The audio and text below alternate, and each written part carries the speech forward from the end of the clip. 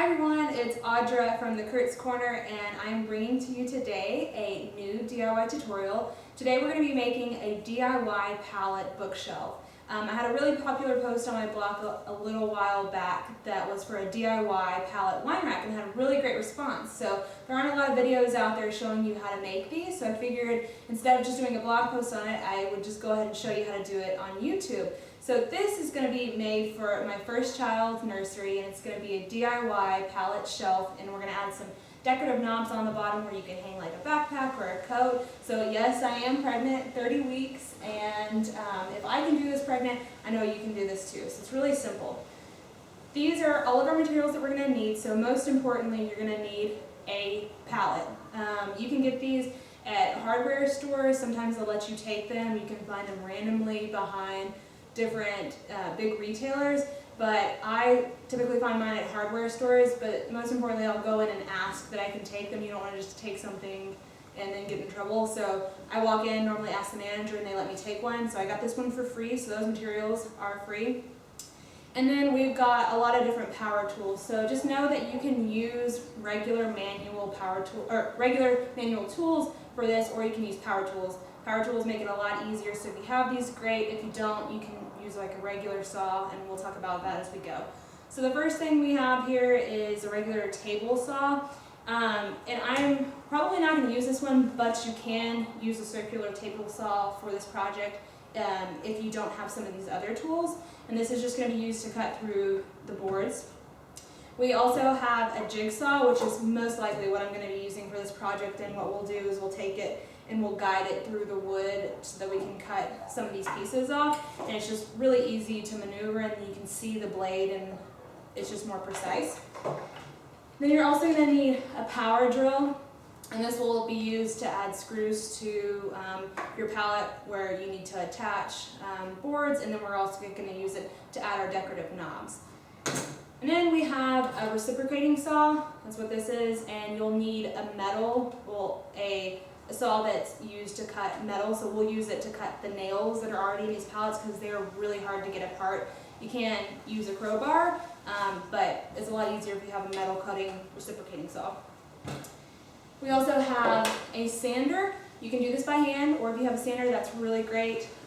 And we want this to look distressed, and we want it to look rustic. But we want to sand it down so that we can add stain to it. If you don't add stain, not a big deal. And if you like the way the palette looks, then there's no need to sand. So we have our sander, and then I have 120 grit sandpaper. So this is what I'll be using. You'll also need your drill bits to go with your power drill. We're going to need some mending braces, and this is going to be to add a piece of wood later, and we'll talk about that when we get there. You'll need a level. You're going to need your safety goggles, which are on my head, and some safety gloves. So really important to stay safe when you're using power tools and protect your eyes, because these wood chips will fly and get you. You'll also need stain if you plan to stain your project. So I'm going to be using two different stains. The first one that I have here is the Min Wax Wood Finish. This is in Special Walnut 224. This is going to be to stain the entire DIY palette, or the entire palette. And then I have this other one, which is Varathane Stain and Poly. It's Stain and Protect in one. And this is Black Cherry Semi-Gloss. And I'm going to use this to stain the indentions that I'm going to make. So I'm going to beat this up a little bit and use this first, and then I'm going to stain it completely with this other stain. So you'll need a paintbrush for that, and then you're going to need a junk cloth, because when you add the stain, you just stain it and then you wipe it off with a cloth. Okay, you're also going to need something to beat up your boards with. You can use a crowbar or a hammer or anything that will get the job done, so just something that's metal. You'll also need hearing protection, so just remember that. And then one of the last few things, your decorative knobs that are going to be added to the project. And don't forget a drop cloth. You'll have to lay your palette down on the ground so that you don't get stain all over your garage or wherever you do the project. So I'm going to clear all this away, and then we'll move on to the first step of the project. Okay, for our first step, we're going to remove the excess portion of the pallet that we're not going to be using. So what I'm going to do is I'm going to take my jigsaw and I'm going to cut all the way up the side. I'm going to only make 2 bookshelves out of this, and we're just going to use this side of the pallet. So I'm going to take my jigsaw and I'm just going to cut through these top boards all the way up. We're not cutting through the bottom yet. We'll flip that over after we finish the top, and then we'll cut that off. So I'm going to take the jigsaw and I'm going to line it up right here with this middle board. We're not cutting the middle board because that's going to be the right side, and then this is going to be the left side of the bookshelf. So make sure you have your goggles on and you've got your gloves on, and then what I'm going to do is I'm going to line it up right here so that the blade of my saw goes down the side of here. Okay? Here we go.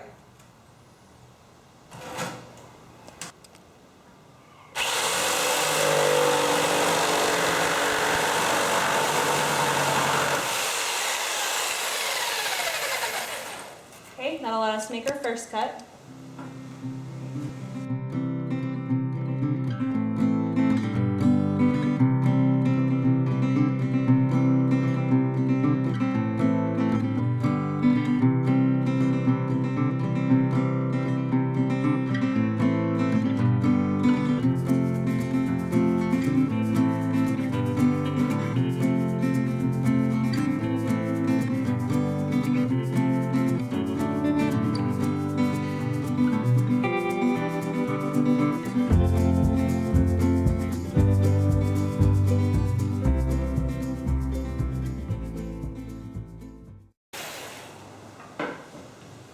So that's all that you're going to do for this side. Now we're going to flip it over. We're going to do the exact same thing on the other side and saw all the way through. Okay, so now we've removed the other half of our pallet and we're left with the piece that we're going to make the 2 shelves out of. It's a lot easier if you just get that other side completely out of the way, and now we have our small section to work with.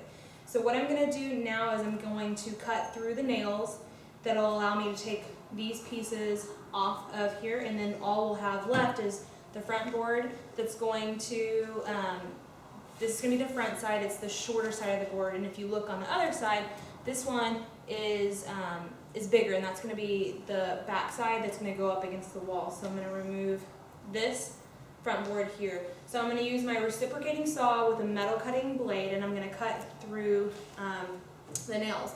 So these things are really hard to pull apart, so the best thing to use is a reciprocating saw with a metal cutting blade.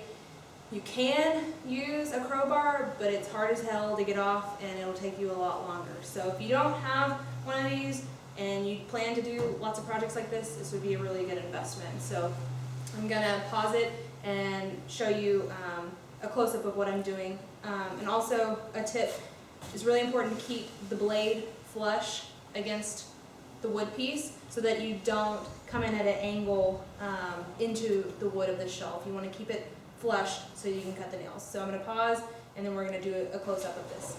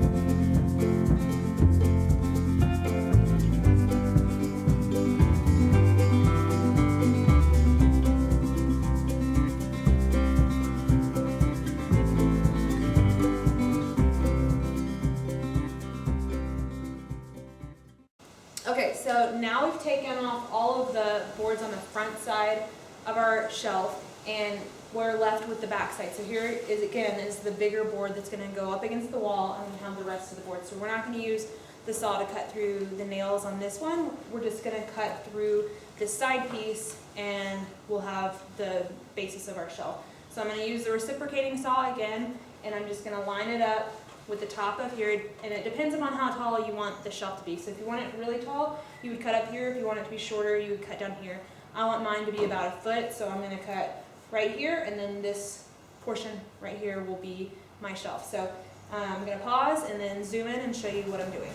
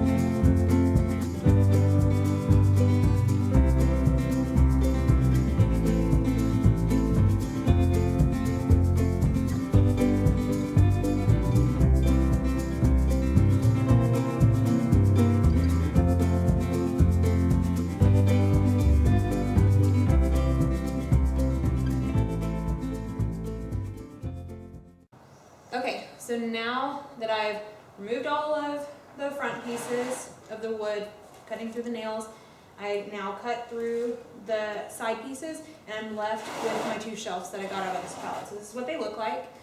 This is going to be the front side of our shelf, and then here we have the back side. And what I'm going to use is, there is no bottom part to these, so I'm going to use one of the ones that we cut through the nails off of the front of the pallet, and we're going to cut it down because it doesn't quite fit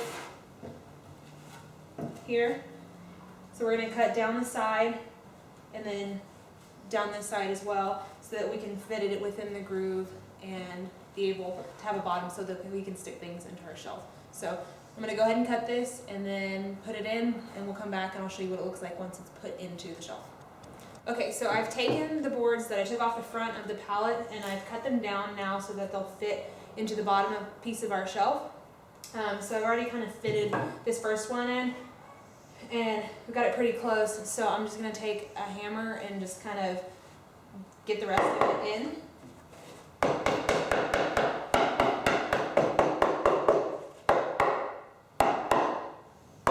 Okay, so now that's fit into the bottom of my shelf, and then I'm going to take my power drill, and I'm going to take the screws, which I should have mentioned you're going to need screws in the beginning of the video, and we're going to take the screws and we're going to go in through the sides of here of the shelf, so that it screws into the shelf so it stays in place.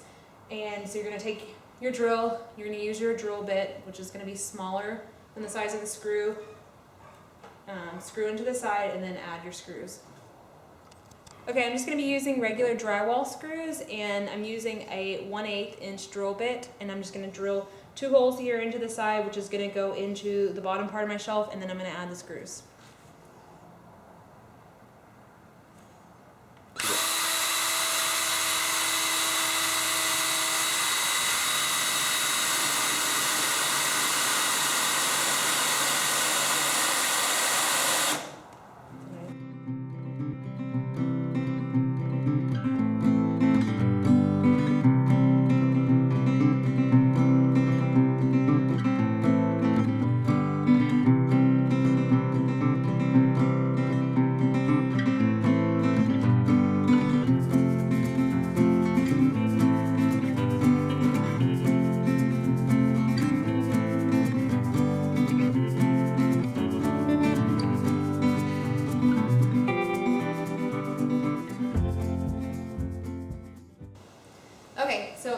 going to now sand both of my shelves. I'm using the 120 grit on my sander, and this is just to smooth out any rough edges, or like if you didn't get the top part straight. So it doesn't have to be perfect. You still want it to look rustic and kind of distressed. And then this will help the stain go on when you're painting it. So I'm just going to go ahead and start sanding, and we'll get started.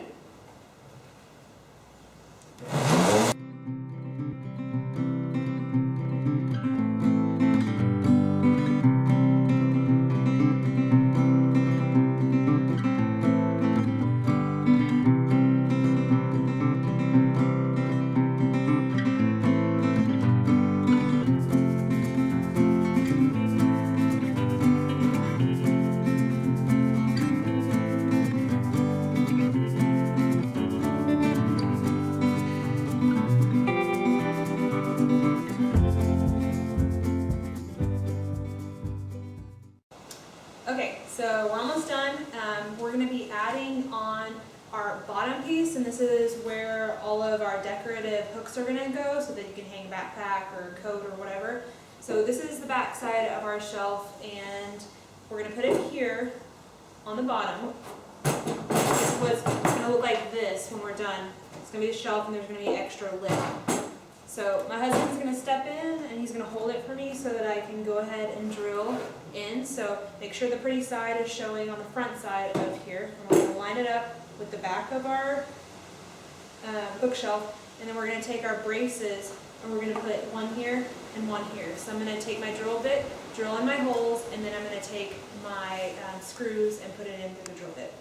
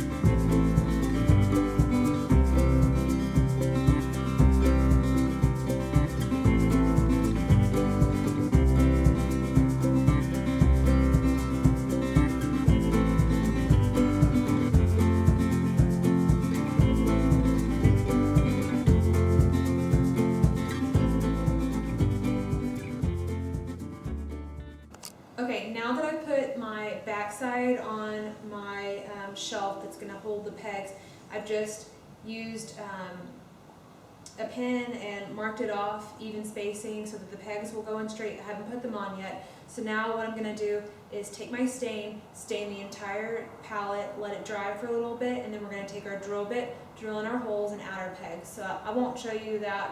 It's just literally drilling the holes and adding the pegs. So staining, all you have to do is brush it on and then do a quick wiping motion. So I'm going to go ahead and stain this.